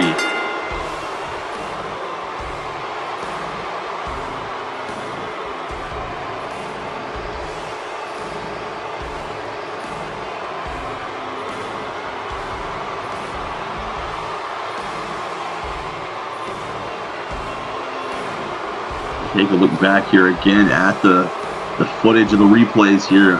Pretty back and forth matchup here. If I'm Trey Jeter, I wouldn't be disappointed. Look at that one more time. The execution on that. Nitro able to pull out something, an upset almost with the way that came about in the conclusion. And Trey Jeter has any idea what hit him.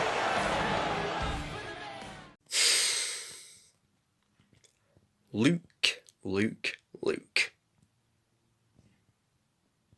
You know, there's a little meme that you go of you, and it goes, it was at this moment Luke Andrews knew he fucked up.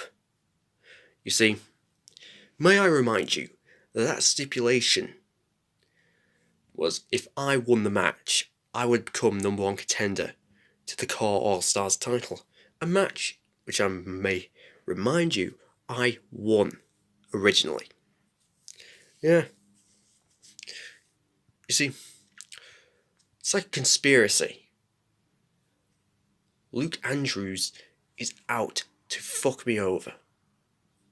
Luke Andrews is out to make sure that Tyler Watson doesn't become the #1 contender to the Core All-Stars Championship. Now, I find that highly offensive that you don't see one of the youngest, fastest rising talents in all of core wrestling today.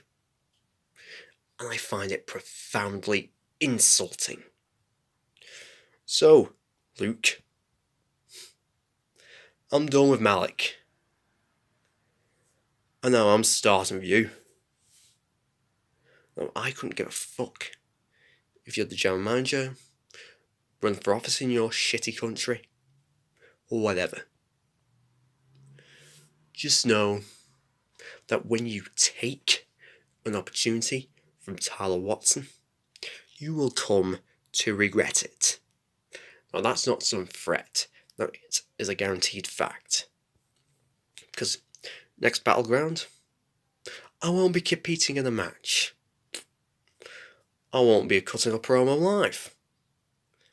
I'll only be at Battleground to find you and make you pay. And I don't care how many weeks that takes. Because until I've taught you a lesson about screwing the youngest, fastest rising star in all of core wrestling today, you will know why Tyler Watson is what it looks like to be a cut above the rest. I'll see you at Battleground, Luke. Just remember, you fucked yourself.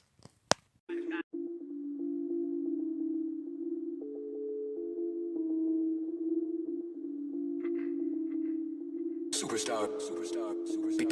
Beats. Sorry for the way, let's get back to business. I got you, bro. Superstar. Sorry for the way, let's get back to business. I had to make a change, this a new edition. But when I'm not around, I bet these niggas hear me. I hate when niggas say they feel me, they don't fucking feel me. Couple new bitches, they be fucking tripping. Couple old bitches still fucking tripping. I told them, baby, cool, it ain't no competition. Leave the bullshit for the birds and don't pay attention. I back in the car, let's get back to business. A little bit of money make you niggas different. It's funny niggas change over little change. I started getting money, I'm the one to blame.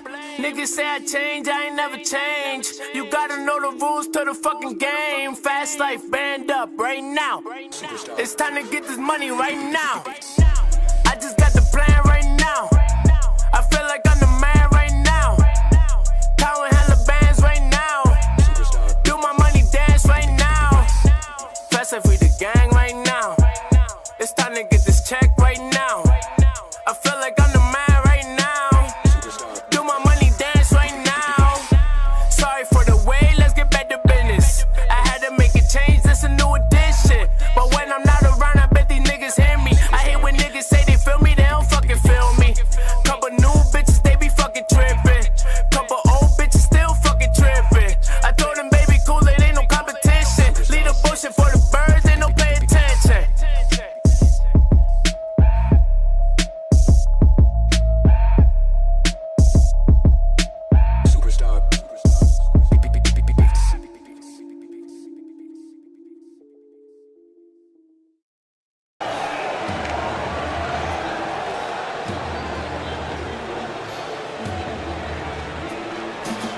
And folks, we are back here as Jay Krack is on his way down to the ring.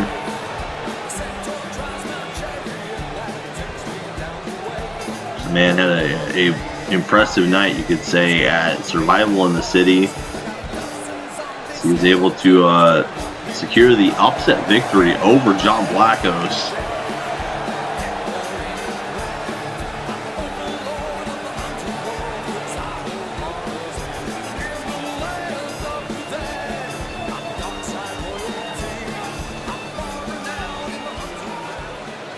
Boys and girls of the COH universe, did you not see Survival in the City? Did you not see it? I am the sole survivor of Team Jay Krack. The sole survivor. And look what happened. We took care of Sean Walsh and his, well, let's call it what it is, and his slaves. Let's call it what it is, shall we? And I finally put an end to that nuisance, to that cancer, to the disease, John Blackos. I finally put an end to the old John Blackos. He's gone now. I embarrassed him. And I don't see him at all. I don't see him in the back. I didn't see him after the show. I'm assuming he finally realized he is not on par to me. With that being said, boys and girls, since I'm the sole survivor of Team Jay Krack, I feel like I deserve a reward. I feel like I deserve a title shot. What do you think, boys and girls? Wait a second here. This isn't what Jay Krack was expecting, nor what he was asking for. He must have not been looking very hard, because he said this man was not anywhere in the back. And that is John Blackos. John Blackos of old, you might say. The French Phenom on his way down to the ring here. Well, this is far from over, despite what Jay Krack is claiming. This looks like this is about to escalate quickly, and I hope Luke Andrews has security on hand, possibly. This could become physical between these two.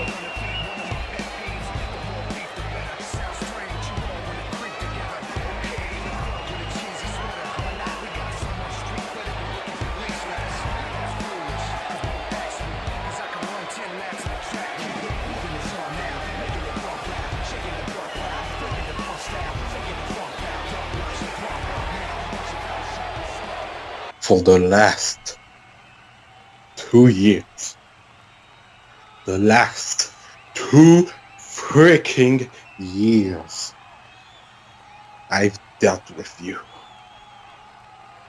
Where we were enemies or allies, I've dealt with only one person, and his name is Jay Krack. And that's how you want to end it. That's how you want to end this entire thing.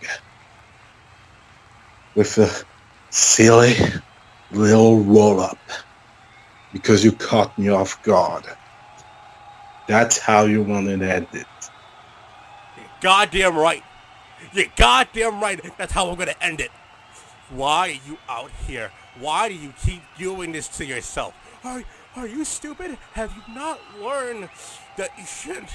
Oh my, have you not learned? Have you not learned a goddamn thing? Look at you asking for a title shot again. I feel we've been in this scenario before. And I interrupted you again.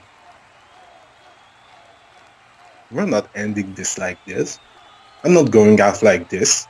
If you think I'm going out like this, you should know better. You should know better than that. I know that the status, the records, and all that, you've always beat every match. We go back to when you had the internet title. I don't know, was it Cold War or something like that? You pinned me. On an episode of Battleground, you pinned me. At Anniversary, you won the ladder match. Then, yet again, at Survival in the City, you pinned me again. Oh, it seems like you have the advantage on me. It seems like I can't beat you. But I know that's a lie. And you know that's a lie as well. I want one more match with you. No. Why do you always do this? Did you not listen to yourself? Did you not? Did you not hear every time that you lost? And now you want to do it again? Now you want to keep punishing yourself again? You stupid little boy. Why do you want to keep doing this to yourself? Because I know I can beat you. Or maybe I cannot pin you. Okay. Maybe I can be fast enough to grab a title that's above the ring. Okay, whatever. But you know what? Maybe I can beat you so bad that you won't get up for a 10 count. Maybe I can cripple you so bad you won't get up for a 10 count. You haven't thought of that. That's another solution we could have. You know, a little last man standing match. Just a little one. It's a little last man standing match. You know, it's not anything big, you know. Oh my god. Fine. Last man standing. Next battleground. You and me. But John, after this, no more. No more. Because the only way this ends, if one of us has to leave this arena in a goddamn ambulance. After this... Oh, you're damn right. You're damn right after this, no more. Because, you know what? If even in that type of match I cannot beat you, I don't even deserve to be here. I don't. If I cannot beat you, I don't deserve to be here. But let me tell you something. The John Blackos you'll get on the next battleground, it's not going to be, you know, the real John Blackos. It's not going to be shut the fuck up John Blackos. It's not going to be fat bitch John Blackos. It's not going to be fucking whatever else you got. It's certainly not going to be the Velveteen Gene. It's just going to be a man fighting for the last thing he's got. And like I said, if I can't beat you, I don't deserve to be here no more. Fine. You got it. You, me, last man standing. But John, I'm telling you right now, if you truly want to beat me, if you truly want to destroy me, John, you better fucking cripple me.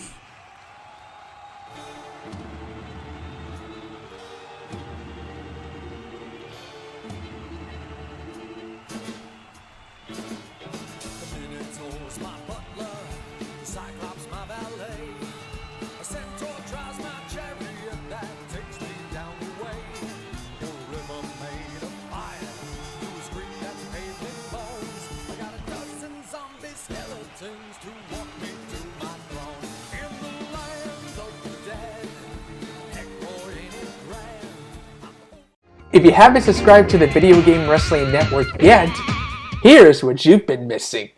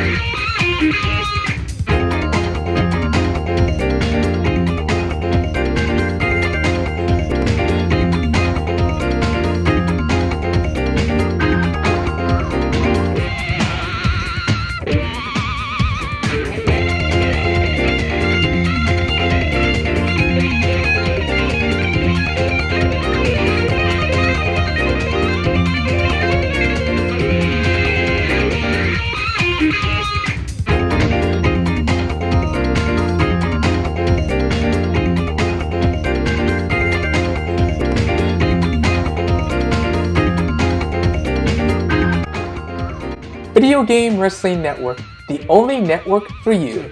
The most awesome experience network in CAW today.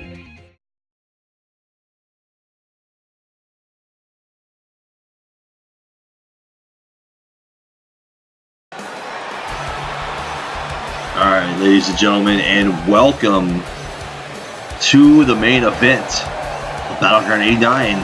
CJ Hart on his way out to the ring here.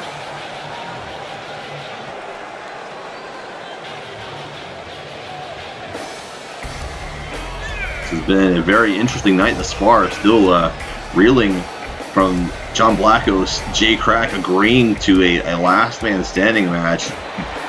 Both men, the only thing left that they agree on is that the loser of that match, well, in their own words, one of them will have to be, quote, crippled to reach that 10 count. And that's going to be a very, very frightening thing, I want to say, to see transpire.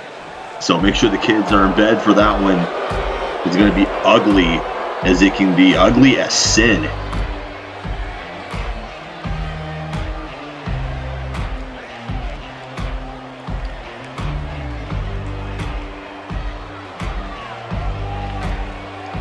You see Kenyon Fenix on his way down here, ready to take on CJ Hart as the rest of Heartless. Louis Rivers looks like he's providing some security there, heading out first. Tyler Watson and Aether there in the background, following in tow.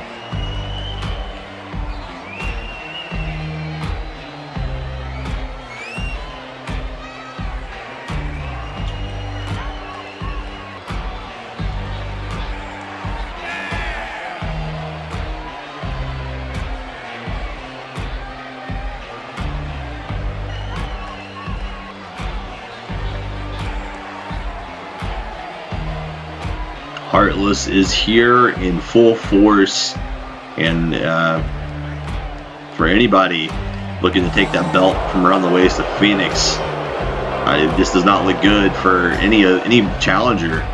Currently, we've seen what Heartless was capable of now, not once but twice on pay-per-view.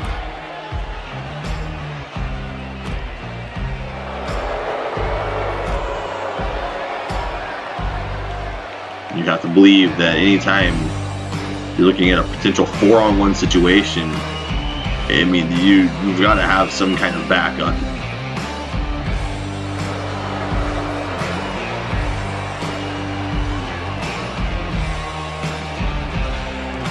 I certainly hope that CJ Hart knows what he is in store for here.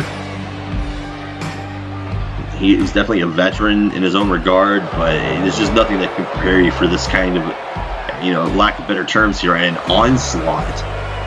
It's about to unfold. At any point of this match, those other 3 men who are going to be at ringside suspect that their leader there, Kenyon Fenix, is in some form of danger. This is going to get very, very ugly.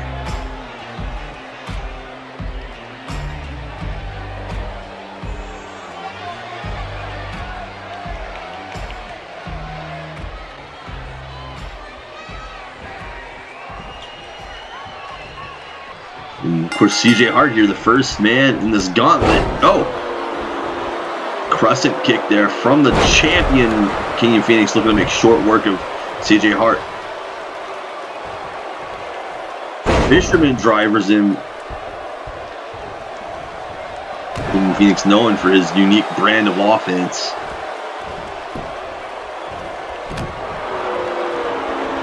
Seen Hart recently go up against Sean Walsh for the Pride Championship, getting another championship opportunity here. Float over into a DDT there from the challenger. And, currently, I mentioned Heartless. I thought they would be here at ringside, but right now it looks possibly not. Oh! They can't be too far away, though. I'm sure they have not left the ringside area in some capacity. It's like maybe Tyler Watson's still down there. It's hard to see from sitting up here at the new broadcast position. Hart able to escape that submission attempt. Yeah, that's definitely Tyler Watson down there at ringside. Oh, Phoenix with a swing and a miss there. Big slap. Forearm right back. Hart fighting back. Kicking the leg out. Repeated kicks to the chest now. And then one to the side of the head, kind of right above the ear there. Oh, of course, obstructing our announce table is Lewis Rivers over there, and Aether in frame now as well. These two, I swear they're just sneaking around the outside of the ring, just barely out of my field of vision. And out of the referee's field of vision as well. Oh my goodness, powerbomb there from the global champion. Seeing some more power offense here from Kenyon Fenix. Used to be known for his high flying, not so much now. Running elbow connects there from the challenger of the night, CJ Hart. A lot of things could change here if Hart can pull out an upset here on the global champion. Oh, tilt-a-whirl there into a DDT from Kenyon Fenix. Hart pulls himself up, gets shot off of the ropes, taken off of his feet there again with a big strike from the champion.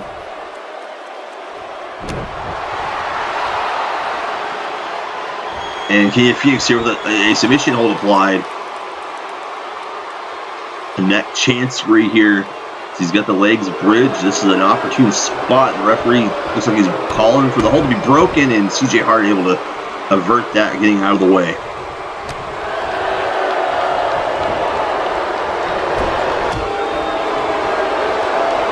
Runs into an elbow strike here.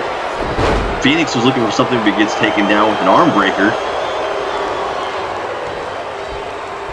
CJ Hart lifting him up. Oh, gut checks him, leaves him flat on his back, picks him up again for more offense though.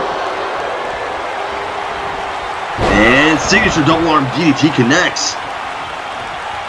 He has won matches on this move before. It looks like we've got something happening on the other side of the ring. Tyler Watson was yelling at the referee there, distracting him. CJ Hart though, wait, oh look at this.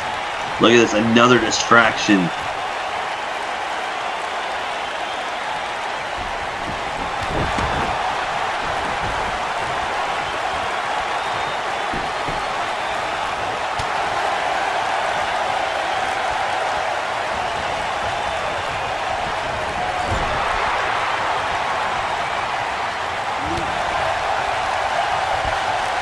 Fenix connects to the backstabber there off the reversal. And going for the submission hold again, going for the arm, and trapping a leg as well.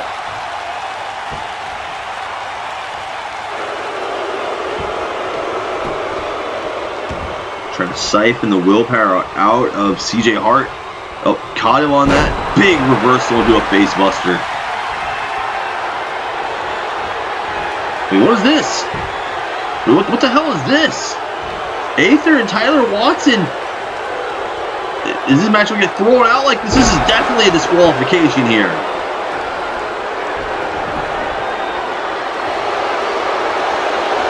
Oh, the referee has seen enough. Thank goodness. The referee has seen enough. Throwing out both Aether and Tyler Watson at the same time. Fenix splash there from the top. And that's it.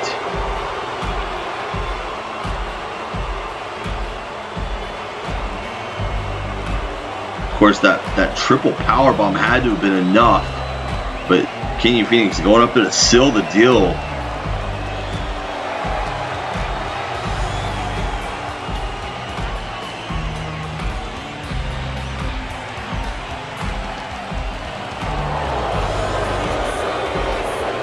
Still your global champion. Can't say he did it on his own though. Much like we saw at Survival in the City. He definitely didn't do it on his own.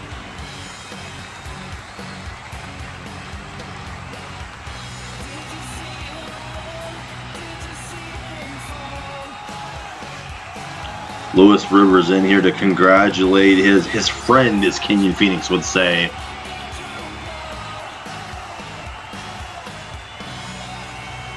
And whoa, wait, Nitro sneaking in here again. Business. It's far from over with Kenyon Fenix, with Heartless. All of these men, Nitro here looking to take advantage of an opportunity. Send a message here to Kenyon Fenix with a DDT on the outside of the ring. He slides back. Oh, man. But Lewis Rivers coming in there again, bodyguarding the champion. Oh, no. Oh, now just trying to choke the life out of Nitro. And, of course, this is after the match. There's nothing the referee can do here. Wait, that's Charles Schultz. We saw him debut earlier tonight. Charles Schultz getting involved. Saw him in that fatal four-way. A little bit of a look between these two here, but is that some help for Kenyon, for Nitro? We'll have to find out later, folks.